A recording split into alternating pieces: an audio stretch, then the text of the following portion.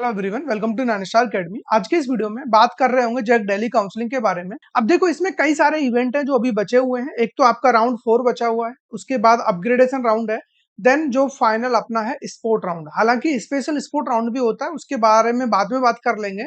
लेकिन आज का जो मेन टारगेट होगा वो स्पोर्ट राउंड के रिगार्डिंग होगा कि कौन कौन बच्चे उसके लिए एलिजिबल हैं, क्या प्रोसेस रहता है, क्या टेंटेटिव शेड्यूल है।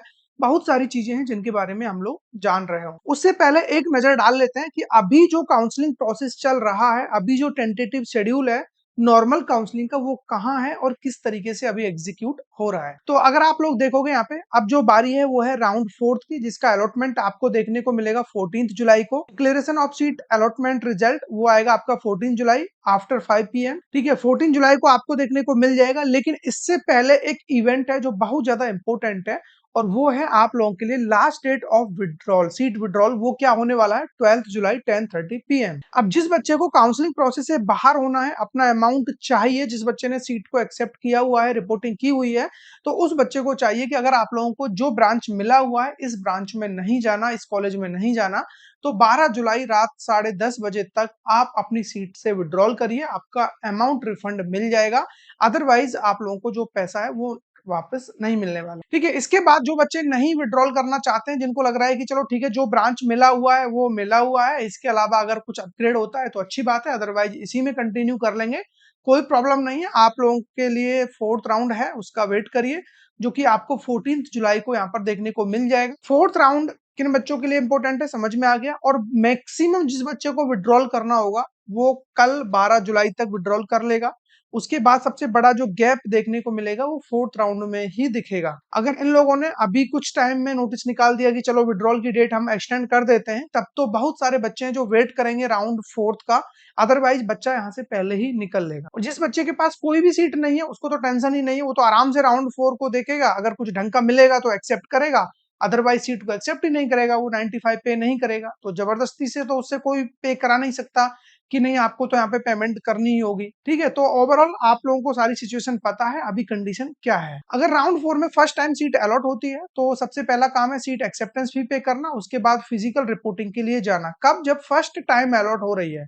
अगर पहले से अलॉटेड है तब तो चिल मार के बैठिए, कुछ करने की जरूरत नहीं है, बस वेट करिए कि ब्रांच अपग्रेड होता है या नहीं। अगर रिपोर्टिंग के लिए जाना पड़े जिन बच्चों को फर्स्ट टाइम मिला है, तो ये डेट्स होने वाली है 15 एंड 16 जुलाई। ठीक है, आप कभी भी चले जाना, दिल्ली रीजन अदर स्टेट वाले, कोई प्रॉब्लम नहीं है, किसी भी डेट को आप चले जाना। उसके बाद आप चाहते हो कि अपग्रेडेशन राउंड में जाना है, तब तो आप सीट को फ्रीज मत करना। अगर आप चाहते हो जो सीट मिला है इसी में रहना है, तो सीट को फ्रीज कर लेना। ऑनलाइन अपना जो पोर्टल है उसी के थ्रू आप ये सारी चीजें कर पाओगे। बाकी एक चीज मैंने बता दिया, जो बच्चे विड्रॉल करेंगे अपनी सीट को वो स्पोर्ट राउंड में जा सकते हैं, बाकी नेक्स्ट राउंड में वो नहीं जाते हैं। इसके बाद आता है आपका अपग्रेडेशन राउंड। अपग्रेडेशन राउंड में आपका ब्रांच एंड कॉलेज दोनों चीजें अपग्रेड होती हैं। ऐसा नहीं है कि सिर्फ ब्रांच अपग्रेड होगा, दोनों चीजें अपग्रेड होंगी। ठीक है, जो बच्चा इसके लिए जाना चाहता है 20 जुलाई को आपको पता चल जाएगा कि आपका ब्रांच अपग्रेड हुआ है या फिर नहीं। उसके बाद क्या होगा, सीट फ्रीज करने जैसा कुछ है नहीं, ऑटोमेटिक फ्रीज ही हो जाना है। इसके बाद तो कोई राउंड है नहीं। स्पोर्ट राउंड में वही बच्चा जाएगा जिसके पास कोई सीट नहीं है। देन उसके बाद display of vacancy for sport round if any. अगर सीटें वैकेंट होती हैं, जो कि डेफिनेटली होंगी, तो स्पोर्ट राउंड की जो वैकेंसीज हैं वो आपको 21 जुलाई को देखने को मिल जाएंगी। अब इसके बाद एंट्री हो जाती है आपकी स्पोर्ट राउंड की। स्पोर्ट राउंड का जो टेंटेटिव शेड्यूल है, क्या है, कौन बच्चा पार्टिसिपेट करेगा, सारी चीजें वन बाय वन बात करेंगे। थोड़ा सा पेशेंस रखना है। जो स्पोर्ट राउंड की डेट्स देख सकते हो, 23 जुलाई से लेकर के 31 जुलाई तक आपका स्पोर्ट राउंड यहाँ पर होने वाला है। वेन्यू क्या रहेगा, APJ lecture theatre complex, NSUT main campus sector 3 Dwarka, ये आपका वेन्यू होने वाला है।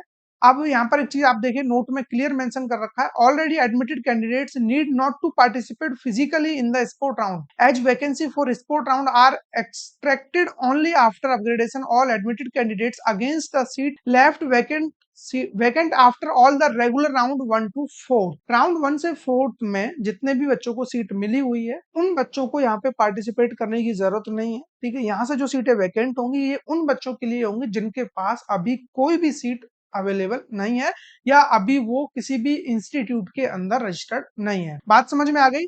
इसके बाद यहाँ पर कौन कौन से कॉलेज पार्टिसिपेट कर रहे हैं, सारे ही करेंगे, चाहे आपका एनएसयूटी हो, ट्रिपल आईटी हो, डीएससी हो, डीटी हो, आईजी, डीटीयूडब्ल्यू, सारे कॉलेज पार्टिसिपेट करेंगे। अब कौन बच्चा एलिजिबल है स्पोर्ट राउंड के लिए, एकदम से मैं सिंपल कर देता हूँ, पॉइंट्स तो बहुत सारे दिए हुए हैं। सिंपल ये है, आप लोगों ने जैक दिल्ली के पोर्टल पर रजिस्ट्रेशन किया हुआ होना चाहिए। 1500 रुपीज का जो नॉन रिफंडेबल अमाउंट है वो आपने पे की हुई होनी चाहिए और अभी तक आपके पास कोई भी सीट सिक्योर नहीं होनी चाहिए। ये कंडीशन है। आप चाहे किसी भी पॉइंट को पढ़ लो, घुमा फिरा करके सबका यही मतलब है।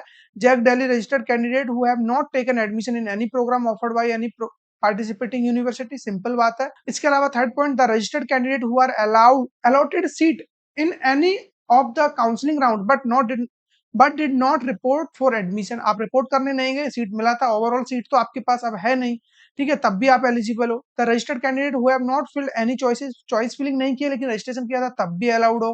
मैंने जो बात बोल दी, आप लोगों ने कुछ भी किया सही, आपने रजिस्ट्रेशन किया हुआ है, आप एलिजिबल हो, तो डेफिनेटली आप यहाँ पर पार्टिसिपेट करिए। डेट मैंने बता दिया, 21 जुलाई को वैकेंट सीट का लिस्ट आपको मिल जाएगा। उसके बाद हाँ, फ्रेश रजिस्ट्रेशन अलाउड नहीं है, ये बात समझ लेना। जिस बच्चे ने जेई जैक दिल्ली के पोर्टल पर रजिस्ट्रेशन किया हुआ है वही बच्चे अलाउड है। सिर्फ एक चीज जो सबसे इंपॉर्टेंट है, इसमें आपको रिक्वायर्ड डॉक्यूमेंट्स क्या क्या रहेंगे वो आप लोग यहाँ से देख लीजिए। Print out of JAC Delhi registration form, जो कि जिसको आप कैंडिडेट प्रोफाइल बोलते हो, और जिन बच्चों ने रिपोर्टिंग के लिए गए होंगे उनको पता होगा ऑलरेडी, या आप लोगों ने अगर इनका जो डॉक्यूमेंट की लिस्ट है वो अगर देखी होगी तो आपको पता होगा। क्लास 10th की मार्कशीट आपको ले जानी होगी, ओरिजिनल एंड फोटोकॉपी ले जानी है एक, उसके साथ में क्लास 12th की मार्कशीट आपकी रहेगी, ओरिजिनल एंड फोटोकॉपी भी। क्लास 12th का एडमिट कार्ड भी इन्होंने इस बार मांगा है, ठीक है। कैटेगरी सर्टिफिकेट आपको लेके जाना है, SC ST EWS किसी भी रिजर्व कैटेगरी में आप आते हो तो आपको एक ओरिजिनल और इसका कॉपी लेकर के जाना होगा। मेडिकल फिटनेस सर्टिफिकेट आपको लेकर के जाना है, अगर आप, हाँ बिल्कुल लेके जाना होगा। ब्राउचर सेक्शन 7.2 में दिया हुआ, वहां से प्रिंट आउट निकालिए और किसी भी गवर्नमेंट हॉस्पिटल में जाकर के आप उसको साइन करा लीजिए। इसके अलावा जो सबसे इंपॉर्टेंट एक डॉक्यूमेंट्स है वो है डिमांड ड्राफ्ट। 95,000 का होगा, in favour of JAC Delhi होने वाला है।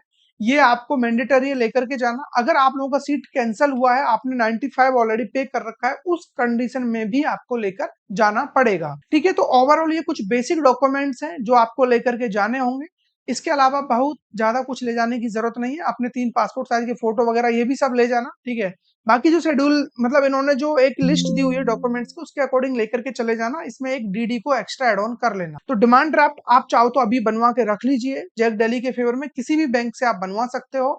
ये स्क्रीनशॉट भी आप उन्हें दिखाओगे तब भी आपका डिमांड ड्राफ्ट वो बना देंगे, ठीक है। तो ये ओवरऑल कुछ इन्फॉर्मेशन है आपका किसके लिए, स्पोर्ट राउंड के लिए। आप थोड़ा सा बात कर लेते हैं, इसका जो शेड्यूल है वो क्या होने वाला है, रिपोर्टिंग कब करना रहेगा, टेंटेटिव डेट्स क्या रहने वाली हैं, तो फटाफट बात कर लेते हैं। ST कैटेगरी वाले जितने बच्चे हैं, OBC EWS, कौन से, outside Delhi and Kashmiri migrant, 23 जुलाई को आपको जाना रहेगा। जाना कहां पर है, वेन्यू आपको बता दिया है। SC कैटेगरी वाले बच्चे outside Delhi, SC ST Delhi वाले बच्चे 24 जुलाई को जाना होगा। OBC EWS कैटेगरी दिल्ली वाले बच्चों को 27 जुलाई को जाना होगा। जनरल डिफेंस सब कैटेगरी वाले बच्चे outside Delhi, general category candidates outside Delhi जिनका रैंक अप टू 60,000 है, उन बच्चों को जाना होगा 28 जुलाई को। इसी तरीके से नीचे आप देख सकते हो। और फाइनल जनरल दिल्ली वाले बच्चे जिनका रैंक 3 लाख से ऊपर है, 31 जुलाई को उन बच्चों को जाना रहेगा। ये है BR वाले बच्चों के लिए, जो कि 28 जुलाई को आपका रिपोर्टिंग है, मॉर्निंग 10 AM। ये आपका वेन्यू होने वाला है APJ लेक्चर थिएटर कॉम्प्लेक्स, जो कि मैंने ऑलरेडी बता दिया, NSUT मेन कैंपस के अंदर आपका ये प्रोग्राम होने वाला है। पिछली साल DTU ने कराया था, इस बार NSUT इसको कंडक्ट करा रहा है। अब इसके बारे में और डिटेल में आपको जानना है कि आपके किस रैंक तक आपको यहाँ पर एडमिशन मिल सकता है, बाकी प्रोसेस क्या रहेगा, किस तरीके से अलॉटमेंट होता है, उसके लिए अगर आपको डिटेल में जानना है तो अगेन कमेंट में आपको डिटेल मेंशन करना होगा। फर्दर में एक वीडियो सेपरेट लेकर के आ जाऊंगा, जिसमें सिर्फ और सिर्फ कैंपस के अंदर क्या होगा उसके बारे में मैं आपको बता रहा हूँ। और जो बच्चा चाहता है कि आपको हमारे थ्रू काउंसलिंग करानी है, आपको पर्सनल मेंटर चाहिए, हमारे थ्रू गाइडेंस चाहिए, सारी चीजें आपकी हम कराएं, और अभी आपको जो भी काउंसलिंग बची हुई है, चाहे वो IPU हो, UP टेक हो, MPDT हो, MHTCET हो, CSAB हो, जितनी भी काउंसलिंग रिमेनिंग है, जिनका भी स्पोर्ट राउंड बचा हुआ है, उनके अंदर अगर पार्टिसिपेट करना है और हमारे थ्रू ये सारा कुछ कराना है, उसके लिए आप हमारे काउंसलिंग प्रोग्राम में एनरोल कर सकते हो। जैसे ही आप एनरोल करते हो, विद इन 4 और 8 आवर्स में आपको कॉल बैक आ जाएगा।